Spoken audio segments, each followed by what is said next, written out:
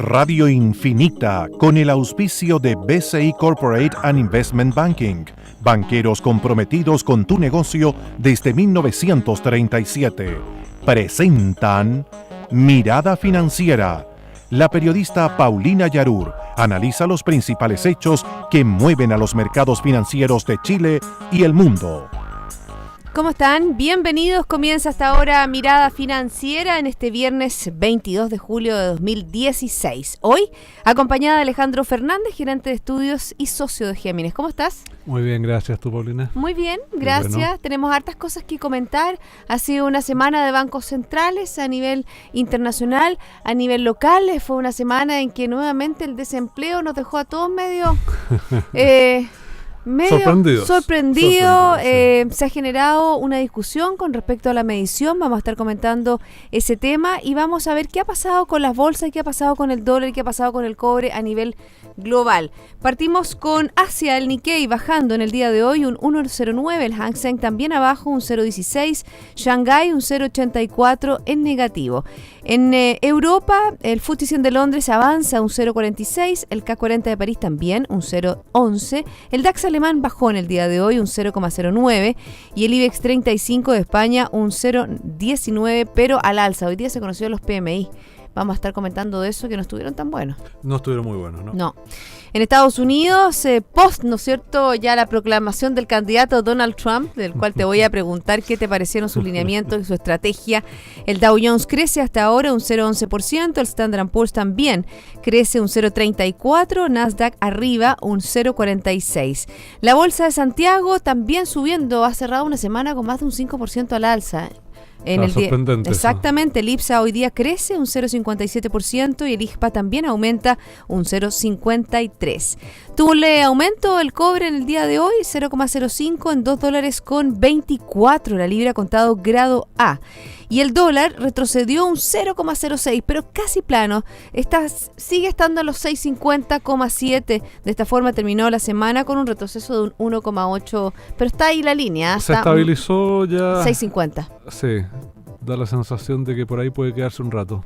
Y recuerden ustedes que nos puede escuchar online en www.infinita.cl y también nos puede escribir a través de Twitter, @InfinitaFM, y a través de nuestro WhatsApp 569-6511-9985. ¿Por dónde partimos? Por el principio, como corresponde. ¿Pero por el principio a nivel internacional o por el principio a nivel local? Empecemos por acá. Empecemos por acá. Bueno, en el día de ayer se conoció una noticia que tenía que ver con el desempleo del Gran Santiago. Así es. Una medición que ya había generado ruido, ¿no es cierto?, en el trimestre anterior, porque se habló de un 9,4% y ahora bajó en 1,8 puntos, es decir, un 7,6%. Exactamente. Pero fíjate que incluso ayer el que era líder del Centro de Microdatos de la Universidad de Chile, David Bravo, que ahora está en todo el tema en la Católica, y también ha estado con el tema de las pensiones, que también vamos a hablar sobre ese tema. Fíjate que habló de la metodología, dijo a lo mejor hay un error metodológico, a lo mejor se generó ruido con la medición anterior, se habla de una mayor creación de empleo. Bueno, obviamente que el gobierno se mostró satisfecho con esta cifra, era que no, por supuesto, o sea, obvio que va a estar con un bajo desempleo, por supuesto, que genera mayor tranquilidad a nivel gubernamental, pero se armó una serie de dimes y diretes con respecto a esa cifra. ¿Qué te parece a ti? Bueno, yo creo que se ha exagerado un poco la nota respecto de las dudas que se han planteado sobre la calidad de las cifras y todo eso. Lo que es un síntoma de la baja credibilidad que tiene en general todas las instituciones en Chile que producen información, o las instituciones que lideran o que deberían liderar el país y todo. A mí me empezaron a llamar los periodistas ayer muy temprano diciendo, bueno, esta cuestión está cocinada, es un arreglo, o sea, y realmente yo encuentro bastante insólito que esa sea la primera reacción. ¿Por qué no hubo la misma reacción o una reacción parecida de poca credibilidad cuando salió el 9,4% en marzo? Porque, claro, una cifra mala tendemos a creerla, a confirmar que tiene que ser cierta, y una cifra que mejora, ofrece dudas. Pero tendrá que ver, Alejandro, sobre también las cifras que tienen que ver con el desarrollo económico de nuestro país, que estamos creciendo poco, que hay una baja en inversión. Hoy día salió una nota con respecto a Codelco que iba a bajar en un 25% su presupuesto en nuevas inversiones. Sí. O sea, hay un ambiente de desaceleración de la economía. No, absolutamente. Lo que pasa es que yo creo que, y yo creo que lo dije aquí, y si no lo dije acá, lo escribí en un comentario que hice, cuando se publicó el 9,4%, dije, esta cifra es demasiado mala, o sea, hay un deterioro demasiado grande respecto de lo que venía publicando la Universidad de Chile, y puede que haya problemas no metodológicos, sino problemas estadísticos. No hay que ¿Qué significa eso? Lo que significa es que este cálculo no se hace con un censo, o sea, no se le pregunta a todo el mundo si está en la fuerza de trabajo o no, si está ocupado o no, sino que es una encuesta. Y las encuestas están sujetas a un margen de error, y es probable que la estimación dentro del rango de confianza que tiene normalmente haya estado muy cerca del techo de la tasa de desempleo, que es consistente con ese margen de error. Entonces, eso por una parte. Por otro lado, si uno mira la historia de la serie de desempleo de la Universidad de Chile, se da cuenta de que es bastante errática, en el sentido de que tiene un comportamiento de serrucho bastante marcado. Es decir, de repente sube mucho y de repente baja mucho, en un comportamiento que se explica porque esta encuesta se toma en un momento en el tiempo, o sea, en una semana de un mes determinado. Entonces, este dato se tomó en junio, el anterior se había tomado en marzo, y eso evidentemente significa que tiene un rango de volatilidad mucho mayor que la encuesta del INE, por ejemplo, que es un promedio móvil. Entonces, que se va renovando un tercio de la encuesta cada mes. Por lo tanto... Es decir, ¿es más precisa en la del INE? Es más estable, no necesariamente más precisa, es más estable. Cambia menos de un mes a otro, por la naturaleza de la forma en que se mide. Y por otro lado, si uno ve las cifras de la Universidad de Chile con promedios móviles de 4 trimestres, o sea, para ver qué es lo que está pasando en el año, bueno, resulta que en los últimos 4 trimestres el empleo que había estado creciendo ahora cae. Si uno mira en general la evolución de la desocupación, ha tendido a crecer, o sea, claro, baja respecto de marzo, pero sube respecto de junio del año pasado, y el promedio móvil de la tasa de desempleo, que está en 7,6% si mal no recuerdo, es el más alto desde junio, creo, o septiembre del 2011. O sea, claramente las cifras de la Universidad de Chile, si uno seguía más bien por las tendencias y no por los datos puntuales, muestra un deterioro claro en la situación de empleo. Y por lo tanto, no hay ninguna razón para dudar de su validez y de su coherencia con el hecho de que la actividad económica está creciendo muy poco. Ahora, yo creo que los datos que publicó el INE, no solo en marzo, que era el dato comparable directamente con... Era un 6,8%. Claro, que mostró un aumento, sino los posteriores muestran que efectivamente hay una tendencia al aumento del desempleo, pero una tendencia bastante más moderada, evidentemente, y eso si uno toma región metropolitana, que es la cifra con la que uno más puede comparar a las de la Chile.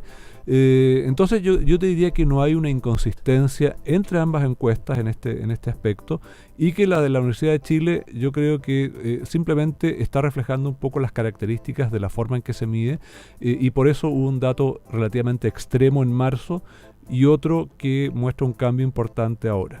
¿Tú crees que se pero podría las tendencias, yo te diría, son perfectamente claras y consistentes? Alejandro, ¿se puede lograr, por ejemplo, un justo medio agregando, por ejemplo, ayer David Bravo, entre las cosas que decía, agregando elementos como, por ejemplo, esta información del seguro de desempleo, teniéndola más a la mano, teniéndola se reclamaba un poco que esa cifra o el tema del seguro de desempleo podía generar, ¿no es cierto?, un mayor análisis. Bueno, eso es responsabilidad de quien usa las cifras, no de quien las produce. O sea, en este caso la Universidad de Chile hizo su trabajo, y uno como analista, para interpretar lo que está sucediendo, que tiene que tomar todos los datos que están a disposición. Y eso incluye las cifras de la Chile, en el caso estamos hablando de empleo y desempleo, las cifras del INE, las cifras del seguro de cesantía, todo sirve, digamos, y todo permite tener un panorama más preciso. Ahora, entre las cosas que se destacaron menos de la encuesta de la Universidad de Chile, hay algo que es bastante significativo y consistente también con la evidencia, y es que el empleo en la industria y en la construcción cae fuertemente. Y va en línea con la actividad, totalmente. Bueno, absolutamente. Y donde crece el empleo es en servicios. Y dentro de servicios está administración pública. O sea, también es razonable, no ha habido explicaciones ni comentarios al respecto, pero también es razonable pensar que la autoridad reaccionó a los datos de deterioro en la situación del mercado del trabajo, reactivando los planes de empleo de emergencia, por ejemplo, tanto en las municipalidades como en el gobierno central. Y eso lo vamos a saber cuando se publiquen las cifras de empleos de emergencia para el segundo trimestre, que debería ser luego. Entonces, yo creo que hay que tener un poquito de perspectiva también de mirar las cifras en su propio mérito, desde luego, pero también reconociendo que hay eventualmente dificultades o problemas de estimación, porque la estadística es así, o sea, está sujeta a un margen de error, y por mucho que haya un margen de confianza, de repente las cifras se pueden salir un poquito de ese margen. Y según lo que ustedes han analizado, por ejemplo, ¿la tendencia del desempleo iría más bien hacia un 7, un 8%? Yo creo que va a seguir subiendo, pero no creo que llegue al 8%. Yo creo que podemos ver, en el caso del INE, podemos ver, porque ahí obviamente la otra ya pasó el 8% en marzo. En el caso del INE yo creo que vamos a ver cifras de 7,5 tal vez en algunos momentos, pero más bien entre 7 y 7,5, y eventualmente el año próximo tal vez un poco más. Pero no, o sea, tal como ha evolucionado la situación del mercado del trabajo hasta ahora, que ha sido sorpresiva, la desocupación sigue siendo baja, ha habido ajustes al interior del mercado del trabajo, con aumento en el empleo por cuenta propia, que no es el caso de las cifras de ayer de la Universidad de Chile, y con caída de remuneraciones, cosa que no era muy habitual en el pasado. Hablando de ajustes y hablando de ajustes fiscales y presupuestos fiscales, quiero también preguntarte sobre otro tema que ha estado marcando la pauta, que tiene que ver con el FES, ¿no es cierto? Con este Fondo de Estabilización Económico Social, que es un fondo, ¿no es cierto?, que está para distintas, que se ha utilizado, el último año que se utilizó fue el 2009, para medidas contracíclicas con esta recesión que se produjo, la crisis subprime, que se generó ese año. Pero ¿qué es lo que pasa? Que el ministro de Hacienda, para lograr, ¿no es cierto?, no endeudarse tanto el gobierno, pidió a este Consejo Fiscal Asesor para el uso de este FES. Y la verdad que hay ciertos criterios sugeridos por este comité de expertos. Por ejemplo, se habla del tamaño mínimo que tiene que tener el FES, o sea, cuál es el colchoncito que tiene que tener el gobierno, la evaluación también del portafolio del gobierno, y también se pide un plan plurianual de financiamiento del déficit que especifique, y esto es súper importante, los montos a usar y se resguarde la sostenibilidad. O sea, en esencia, ¿qué es lo que está pidiendo este FES, este comité asesor? Que el gobierno muestre, ¿no es cierto?, que no desea utilizar estos fondos para gastar más allá de lo establecido por la regla de este balance estructural. Bueno, yo creo que hay un tema que es tal vez incluso más importante que dijo el comité fiscal asesor, y es que el fondo no debería usarse bajo ninguna circunstancia para financiar ni gasto de infraestructura, y menos aún gasto corriente. Y ese comentario viene al caso porque hace algún tiempo se planteó la posibilidad de que ya sea o el fondo de infraestructura o gasto en inversión en infraestructura realizado por el gobierno se financie con el FES. Yo creo que el ministro fue muy sagaz al pedir este informe al comité fiscal asesor, porque finalmente ha venido en su respaldo, en el sentido de decir, mire, aquí la capacidad de gasto fiscal depende de los ingresos permanentes del gobierno, y los ingresos permanentes dependen, del precio del cobre, de cuánto crece la economía, y qué sé yo, y el financiamiento de eso no tiene por qué influir en el nivel de gasto corriente que se exija.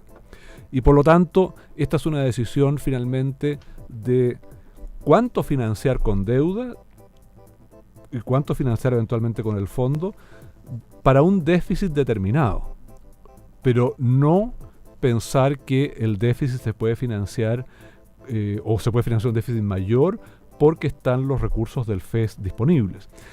Por otro lado, yo creo, y me parece que lo conversamos la semana pasada, yo creo que es una pésima idea usar el FES para financiar el déficit corriente en circunstancias como las actuales. Yo creo que eso se hizo en el año 2009 correctamente porque el acceso al financiamiento era mucho más limitado. Se había complicado muchísimo y era más caro. Hoy día el acceso al financiamiento sigue estando absolutamente disponible a costo razonable y por lo tanto el FES tiene que usarse para lo que se creó, que es para enfrentar emergencias en las que el acceso al financiamiento está de alguna manera limitado. Y por lo tanto es una especie de seguro y como tal tiene un costo. Tiene un costo en que la rentabilidad que genera no es muy alta. Sí, fíjate, hablando de la misma rentabilidad y un poco siguiendo tu análisis, leí hoy día una declaración que hace el ex subsecretario Tomás Flores y fijo, es más conveniente es pedir recursos, ¿no es cierto?, a un 4%, que es lo que nos daría a nosotros recursos, que gastar el ahorro, que renta un 4,3%, que es lo que... Sí, yo no he visto los números, pero no sé si o sea, me sorprende que sea posible endeudarse a una tasa menor que la rentabilidad que está obteniendo el fondo, pero evidentemente si es así, con mayor razón no tiene sentido usarlo. Ahora, respecto del punto sobre el cual no se pronuncia el comité con prudencia, es cuál es el fondo mínimo o cuál es el fondo óptimo que hay que tener para enfrentar coyunturas inesperadas. Y yo creo que es un monto mayor al que hoy día tenemos. Tenemos 14.000 millones de dólares. Tenemos un poco menos de 15.000 millones y yo creo que debiera ser algo entre 5 y 10% del PIB probablemente. Es una cifra que evidentemente es arbitraria. ¿Por qué entre 5 y 10? Porque es una cifra, me parece, lo suficientemente grande como para enfrentar un shock que puede durar más de un año eventualmente. O sea, recordemos que el 2009 se gastaron 9.000 millones. Exacto. Y eso fue, claro, un evento de un año porque la recuperación fue rápida.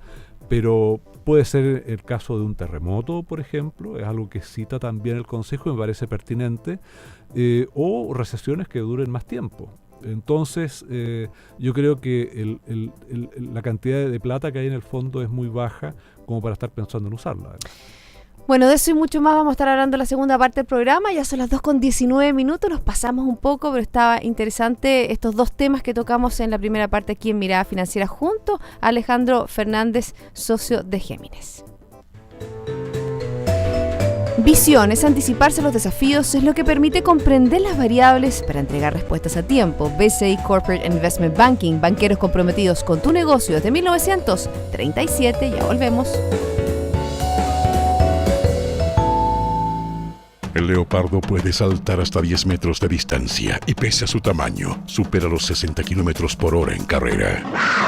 Eso es agilidad. En BCI Corporate and Investment Banking somos diferentes y esa es nuestra naturaleza. Por eso llevamos más de 80 años junto a nuestros clientes demostrando nuestra agilidad. BCI Corporate and Investment Banking. Banqueros comprometidos con tu negocio desde 1937. Banco BCI es agente comercializador de cuotas de fondos administrados por BCI Asset Management. Infórmese sobre la garantía estatal de los depósitos en su banco o en www.sbif.cl. Antes de contratar, www.bci.cl. Las 2:21, seguimos aquí haciendo una mirada financiera junto a Alejandro Fernández, gerente y socio de Géminis Consultores. ¿Es Géminis Consultores o no? No, es Géminis solo. Bueno, pero consultores también. ¿Qué son consultores ustedes? Son consultores. Somos consultores. Es parte del nombre de fantasía que se pueden usar. Bonito suena. Alejandro, sigamos en el plano local porque sí. La verdad que hoy día va a haber una reunión durante la tarde. El Comité de Ministros de Pensiones se reúne hoy en forma extraordinaria para analizar este proyecto de la Comisión Bravo. Recordemos que a este proyecto de la Comisión Bravo se le había estamos hablando de las pensiones de los chilenos, se le había quitado urgencia, pero esta semana sectores de la nueva mayoría pusieron, la verdad, que el pie en el acelerador, sobre todo por este análisis que se hace que las pensiones bajarían en un 2% por esta nueva tabla de mortalidad, es decir, que vamos a durar más, que vamos a ser más viejitos, vamos a durar más tiempo. Las mujeres más que los hombres, ¿viste? Sí, son más sanas, se cuidan más. Sí. A veces. Ahí está que las pensiones caerían en un 2% por la nueva tabla de mortalidad. ¿Qué es lo que pasa? Que la nueva mayoría quiere introducir ajustes. Entonces, obviamente que aquí hay una reunión el día de hoy bastante importante con respecto al tema de las pensiones. Bueno, la idea genial de algunos parlamentarios es suspender la aplicación de las tablas de mortalidad, como que con eso resolvieran el problema. Y lo que sucede es algo real. La gente está viviendo más y por lo tanto el ahorro que acumulen en su fondo de pensiones hay que repartirlo en más tiempo. Y eso significa, desgraciadamente, que las pensiones tienen que bajar por ese motivo.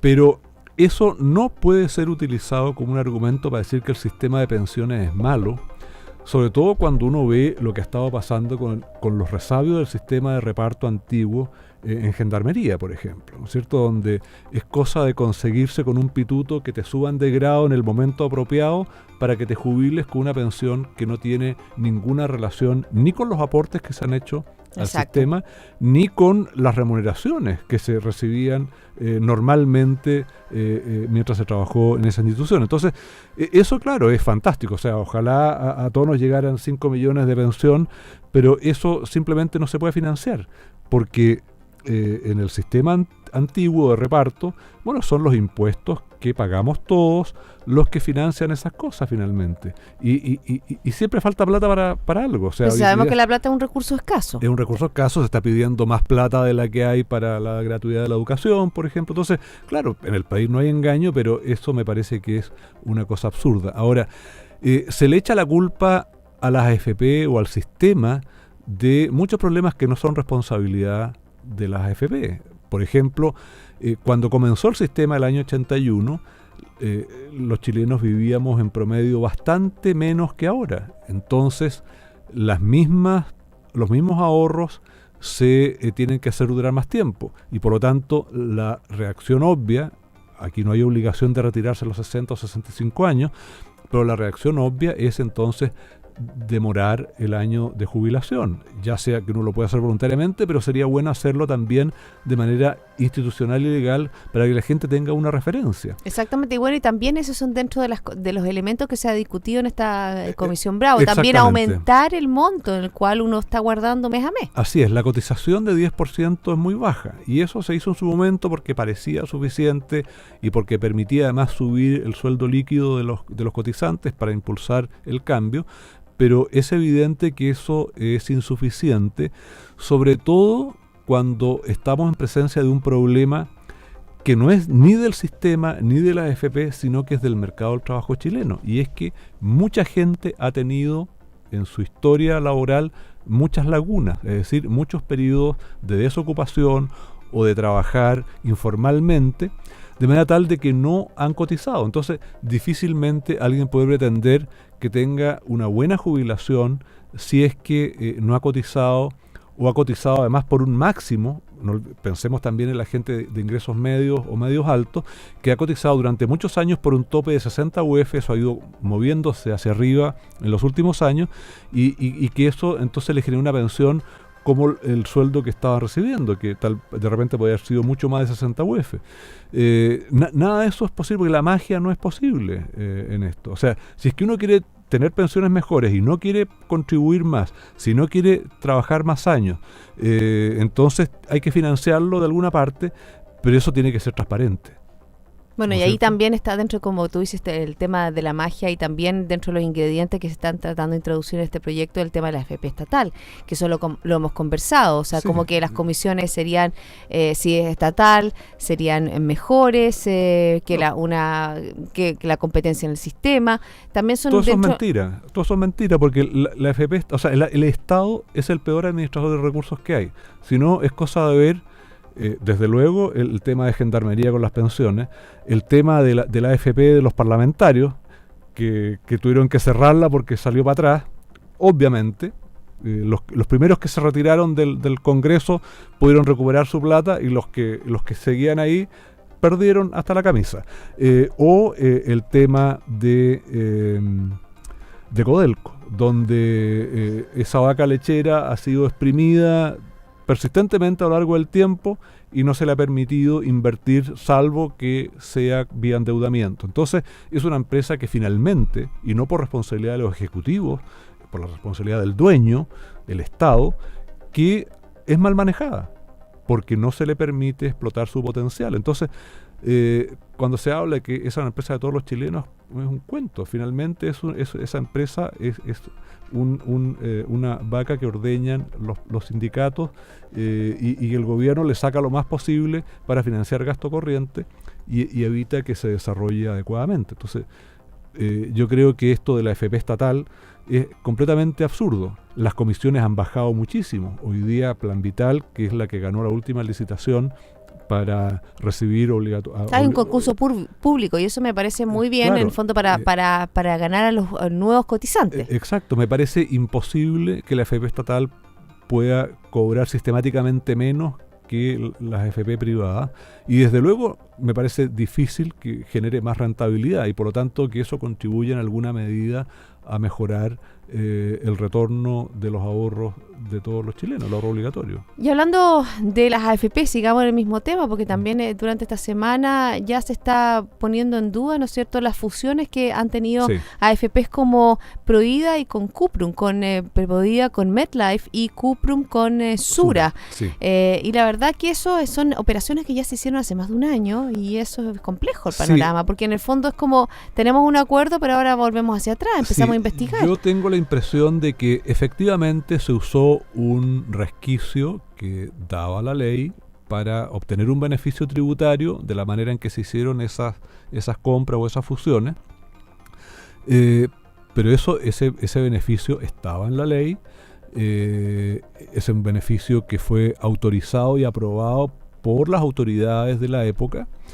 Y si bien yo creo que es impresentable, o sea, la verdad es que yo creo que es muy poco elegante lo que se hizo, o sea, obtener este beneficio a través de un cierto resquicio que es absolutamente legal, pero mal visto, finalmente. Pero ¿por qué ahora y no antes? No, estoy de acuerdo. Si eso, o sea, lo que pasa es que estoy de acuerdo en que esa forma de hacerlo, forma como se hizo, debiera eliminarse, no debería ser posible hacerlo en el futuro.